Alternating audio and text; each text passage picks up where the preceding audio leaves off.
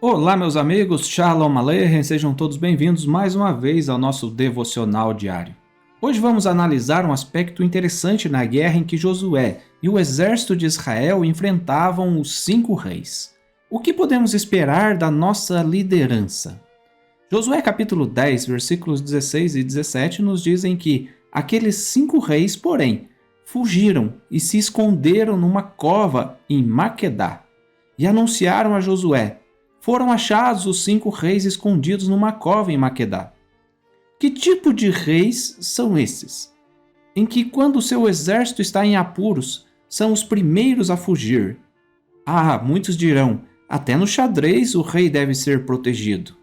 É evidente que a vida do rei deve ser preservada, mas qual a preocupação que eles tiveram com o exemplo que eles estavam dando aos seus liderados, aos seus exércitos?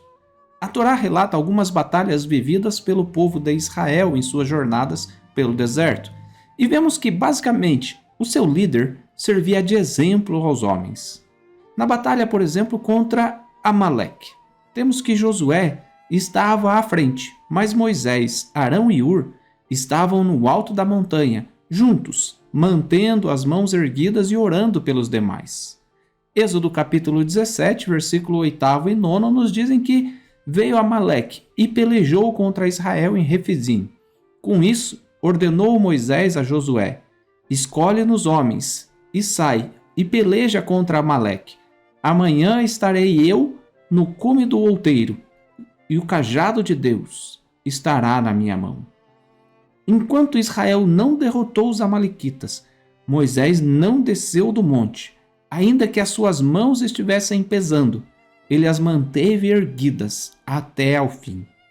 Numa outra batalha contra os midianitas, nós vemos a ordem para que Pinehas, um Cohen, um sacerdote, fosse adiante. Números capítulo 31, versículos 6 a 8 nos dizem que mandou-os Moisés à guerra, de cada tribo 1.000 homens, a estes e a Finéias, Pinehas, filho do sacerdote Eleazar, o qual levava consigo os utensílios sagrados, a saber, as trombetas para o toque de rebate. E pelejaram contra os midianitas, como o Senhor ordenara a Moisés, e mataram a todo o homem feito. Vemos nesses dois exemplos uma grande diferença entre Israel e os demais povos.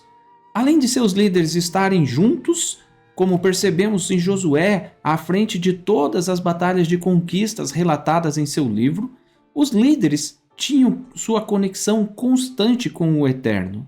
Moisés orava no alto da montanha, mantendo suas mãos erguidas. Pinehas carregava o shofar, o item sagrado, e isso dava segurança aos filhos de Israel. Voltemos agora ao relato da batalha. Os reis se esconderam numa caverna. E daí? O que aconteceu? Josué capítulo 10, versículos 18 e 19, nós temos que Josué disse: rolai grandes pedras à boca da cova, e ponde junto a ela homens que os guardem. Porém, vós não vos detenhais. Persegui os vossos inimigos e matai os que vão ficando atrás. Não os deixeis entrar nas suas cidades, porque o Senhor, vosso Deus, já vô-los entregou nas vossas mãos. Lembremos que era um exército de 5 grandes cidades. Era uma guerra grande, portanto. Todos esses exércitos fugiam de Israel. Ao ser avisado que os reis se esconderam nas cavernas, Josué então ordena que fossem colocadas as pedras na saída da caverna, impedindo assim a fuga daqueles reis. Mas o nosso grande líder Josué ordena ao exército que não ficasse ali parado. Era preciso seguir avançando até destruir todos os homens antes que entrassem nas cidades de volta. Quantas vezes na nossa vida nós vencemos uma batalha, derrotamos o rei e nos acomodamos? Josué nos ensina a seguir adiante. Ainda há lutas a serem travadas por nós. A conversão nos ensina isso. Lutamos para aprender a cumprir uma mitzvah, e quando a alcançamos, descobrimos que há um novo desafio, um novo mandamento a aprender e a cumprir. É preciso seguir adiante, continuar evoluindo. Mas Josué também fala aos seus homens algo muito importante. O Senhor, vosso Deus, já vô-los entregou nas vossas mãos. Tenham fé, sigam adiante.